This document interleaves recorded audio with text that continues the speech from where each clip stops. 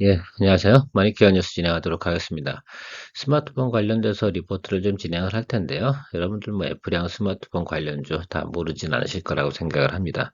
그래도 관심도 높지는 않으실 수도 있는데 기존에 투자했던 분들 같은 경우는 사실은 상당히 궁금하죠. 이거 도대체 언제 주가가 이게 반등이 오고 움직일까라는 부분 한번 같이 고민해 보도록 하겠습니다. 올해 아마 가장 재미를 못 본 종목들이 아마 이 분야지 않을까라고 생각을 해요. 그래서 경우에 따라서 저 같은 경우는 자화전자 같은 경우는 꽤 재미가 있었는데 LG노텍 갖고는 재미가 참 없었습니다. BH는 거의 똔똔 수준이라고 생각하면 될 거라고 생각하고요. 아마 그렇지 않은 분들 그냥 3분기까지 무던히 기다렸던 분들 그죠? 이런 분들 같은 경우는 전체적으로 다 재미가 없었을 거예요. 왜? 좀 올라갈 만하면 매크로 안 좋아가지고 무너져 버려가지고 오히려 잡혀 있거나 물려 있거나 그런 경우도 상당히 많을 것 같습니다. 대신증권에서 꾸준하게 이제 팔로우업을 해주고 있어서 그걸 참조해서 여러분들하고 같이 내용 공유해 보도록 할 테니까요. 도움이 되셨다 생각하면 좋아요, 구독 많이 관심 가져주시면 좋겠습니다. 어쨌든 내용적으로 보면 4분기 최고 실적 예상 리포트들이 나오고 있습니다. 뭐 대신증권에서 계속 팔로우하고 있는 내용들은 내년도를 훨씬 더 좋게 보고 있는데요. 저는 그렇게 보지는 않아 개인적으로는요. 왜냐하면 내년도 같은 경우도 미국의 경기 침체도 있고요. 결과적으로 미국도 지금 채권 문제 때문에 상당히 문제가 많습니다. 그래서 그 부분들이 어떻게 좀 진행이 될까? 그래서 뭐 저는 뭐 금리 인하한다고 그래서 주가가 올라갈까?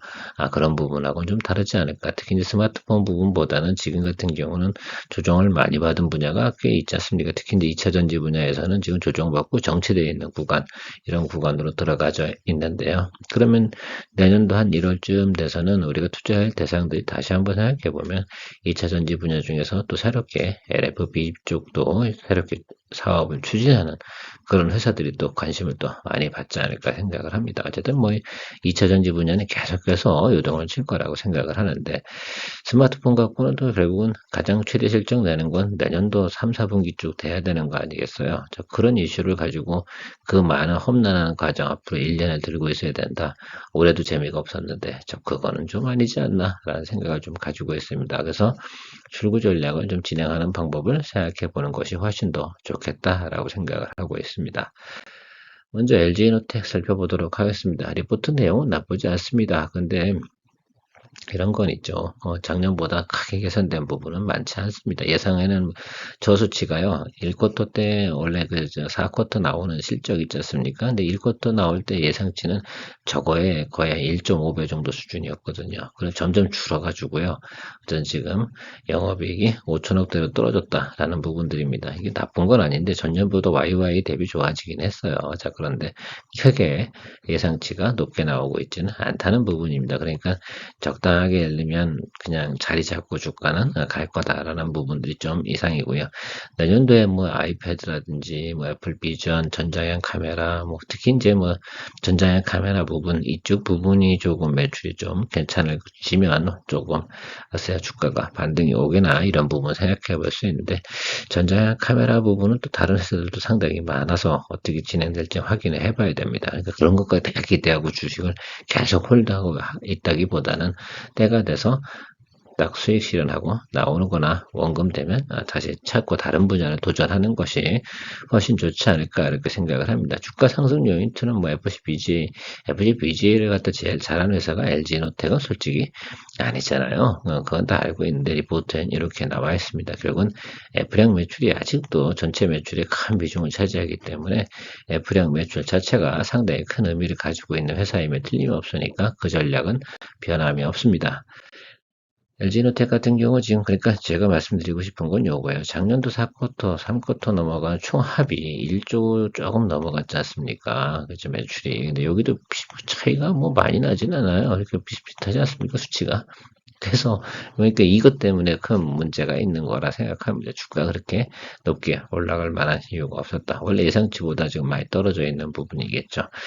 그래서 좀 아쉬운 부분이 있는 것은 틀림이 없습니다. 그래서 그 부분만 좀 생각해 보시고 어쨌든 전체적인 큰 매출 자체 문제가 없으니까 주가는 글쎄요 221 이동평균선 그 수준까지는 좀 가주는 건 정상이지 않나라고 생각을 합니다. 근데 그 앞단에 조금 돌았거든요. 저 그 부분도 차트 보면서 이야기 한번 드려보도록 하겠습니다. 저 차트를 보면 우리가 그 차트가 중요한 건 아니지만 여기서 들고 계신 분들, 여기 투자하신 분들 이렇게 다 가지고 계시거든요. 이게 왜냐면 포인트였거든.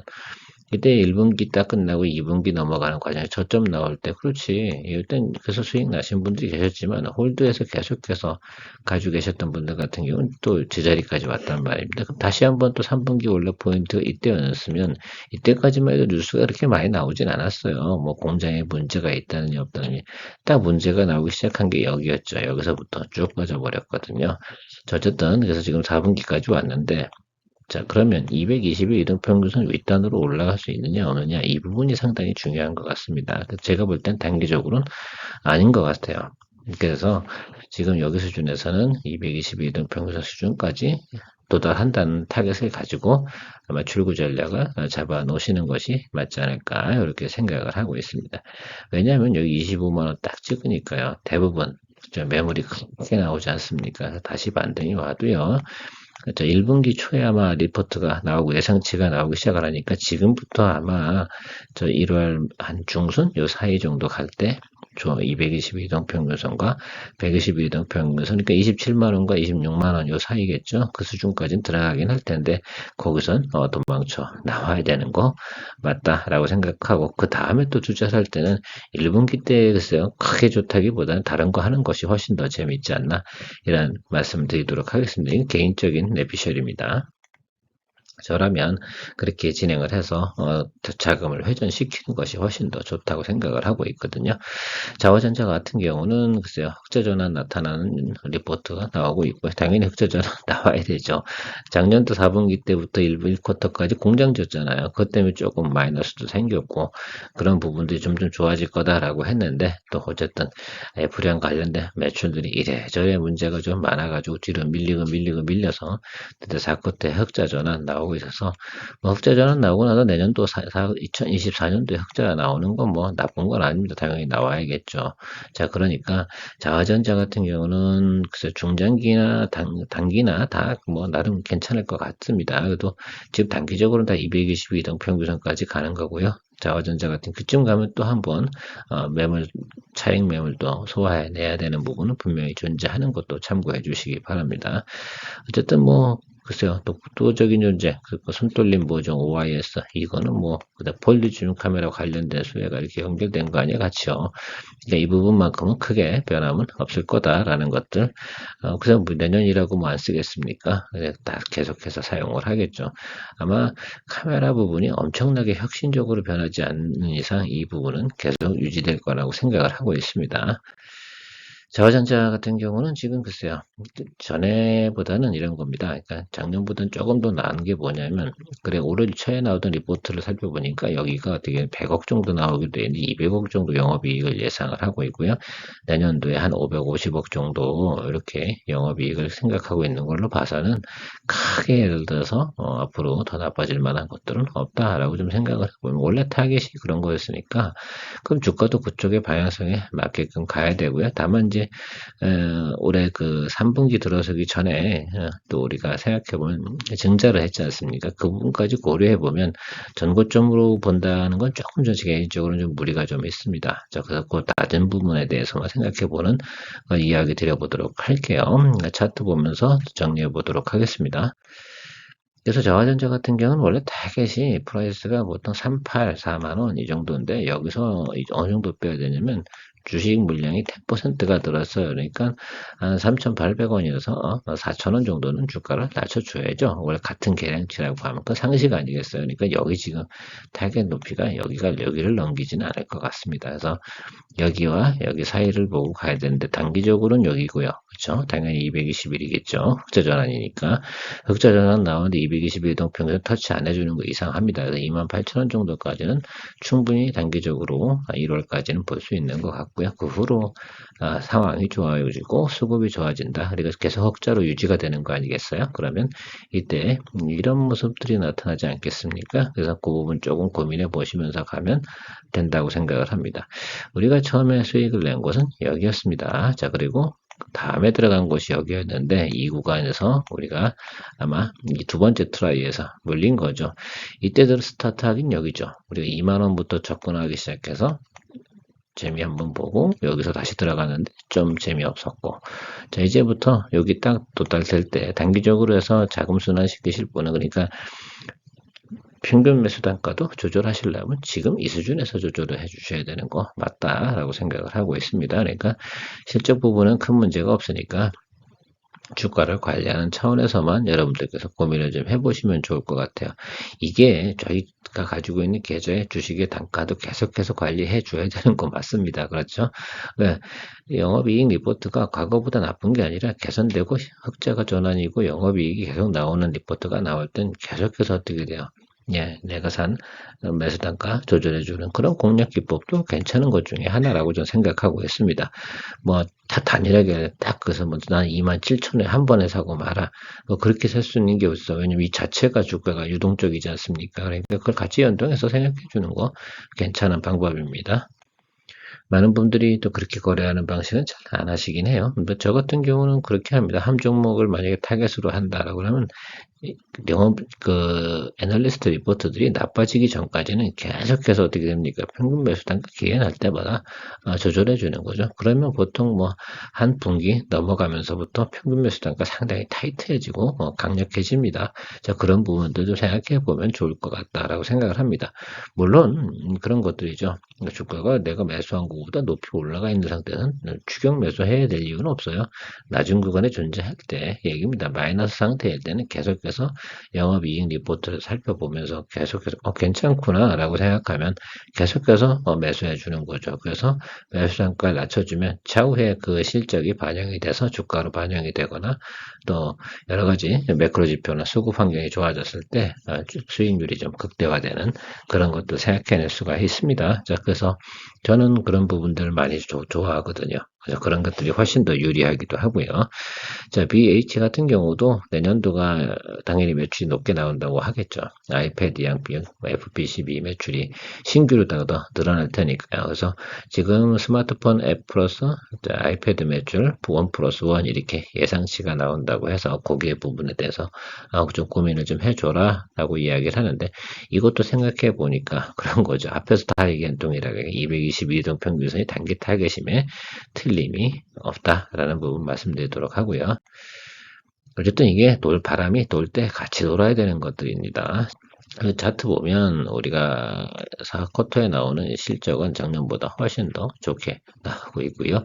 내년도 포워드 가이던스 이렇게 살펴보면 비교해보면 꽤 괜찮죠.